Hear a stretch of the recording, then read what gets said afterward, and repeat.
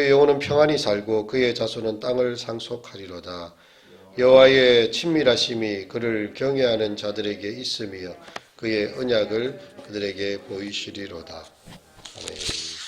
오늘 새벽에 나온 성도님들에게 주의 은총이 함께 하시기를 바랍니다.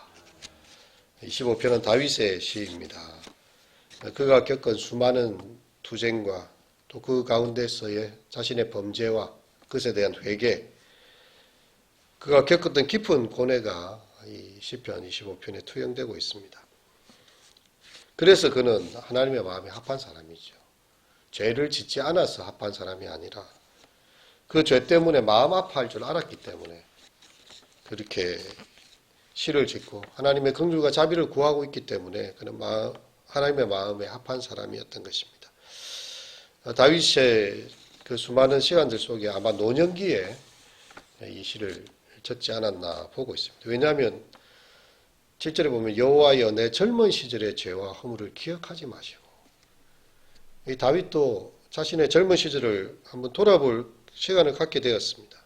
그 죄에 대한 것들을 기억하니까 하나님 이제 당신께서 그것을 기억하지 마시고 긍휼을 주시라는 거죠. 시편 이 7편이 회개 시가 나오는데요. 그 중에서 두 번째 시가 바로 이 25편의 시가 되는 것입니다.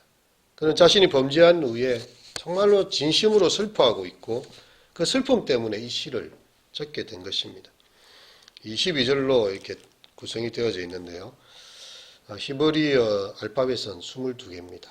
그래서 우리나라 가나다라처럼 알렙, 베트, 기물 쫙 해가지고 딱 하나씩 앞에 붙여놓고 시를 딱 이렇게 적은 알파벳 순서로 되어진 닭관체 시로 이게 암송하기 쉽게 이렇게 지어진 시의 구조를 가지고 있습니다. 오늘 부분은 이렇게 시작합니다. 여호와여 나의 영혼이 주를 우러러 보나이다. 나의 영혼이 주를 우러러 보나이다. 정말 하나님을 향하여서 그의 얼굴을 들고 예배를 드릴 준비를 하고요. 하나님을 향한 신뢰를 그는 보여주고 있어요. 나의 하나님이여 내가 주께 의지하여 싸우니. 그렇게 기도하고 있습니다. 만일 하나님께서 응답하지 않는다면요. 시편 기자는 그 부끄러움을 당하고 말 것이고 그의 원수들은 기뻐하게 될 것입니다.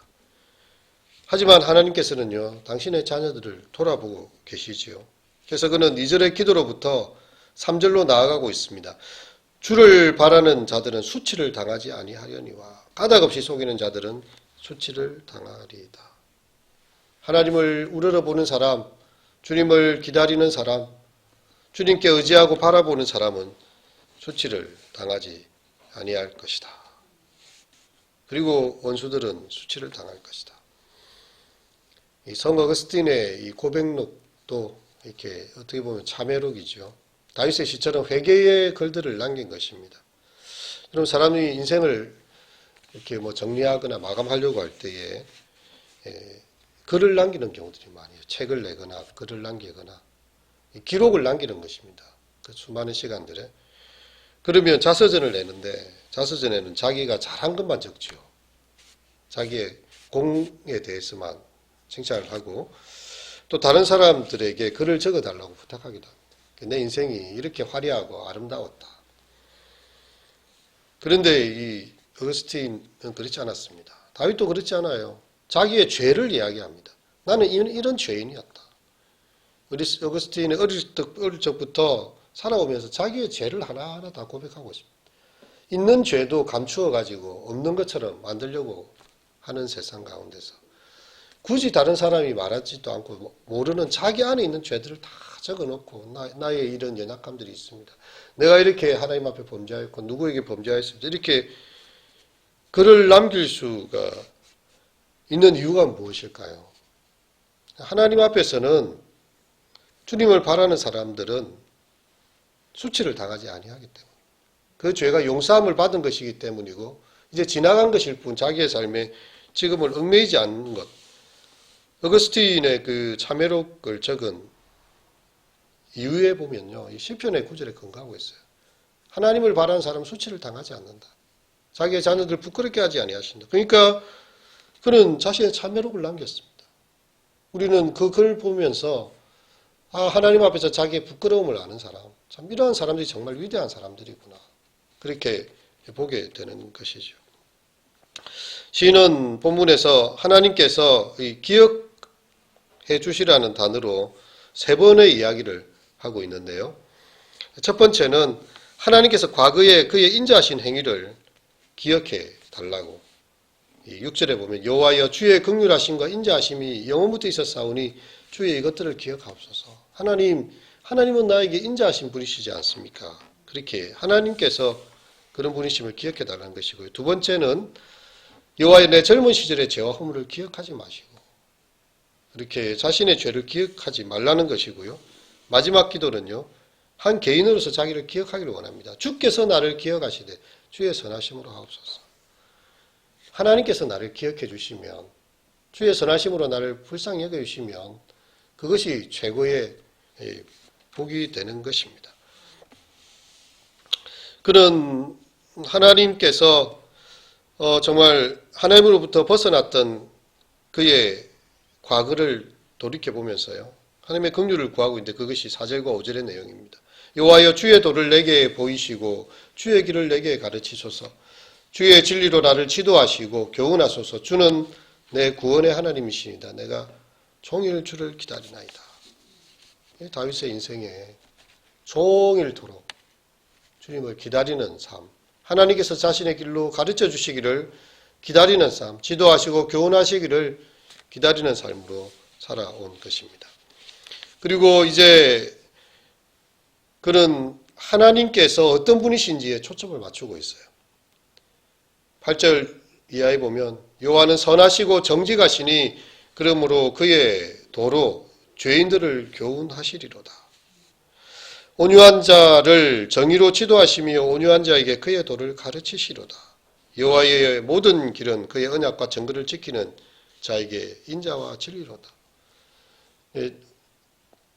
기독교 강요, 칼빈의 기독교 강요의 첫 구절에 보면 하나님을 알고 자신을 알지 못하는 것은 자신을 교만하게 하고 하나님을 알지 못하고 자기만 아는 것은 자기를 비참함에 떨어뜨린다고 이야기합니다. 그래서 하나님을 알고 하나님 앞에 서 있는 자신을 아는 것. 이 두 가지가 우리 신앙의 가장 중요한 것이라는 거죠. 다윗은 하나님을 보았고요. 그의 인자하심과 선하심을 보았습니다. 그 자기의 죄인됨, 허물됨을 보았고요. 하나님께서 당신의 자녀를 긍휼히 여기시는 것을 그렇게 분명히 보고 있습니다. 여호와여 나의 죄악이 크오니 주의 이름으로 말미암아 사하소서. 물론 다윗이 그 당시에 근동의 여러 왕들이나 그 당시에 악한 사람들에 비해서는 선한 사람이었습니다. 상대적으로 보면 괜찮은 사람이었습니다. 다윗이 행한 일들이 그 당시의 습관으로 보면 왕이 돼가지고 신하의 아내를 취했다.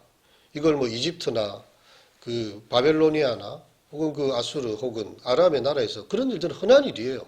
권력자들은 그것을 그냥 아무 일로 아니게 여겼습니다.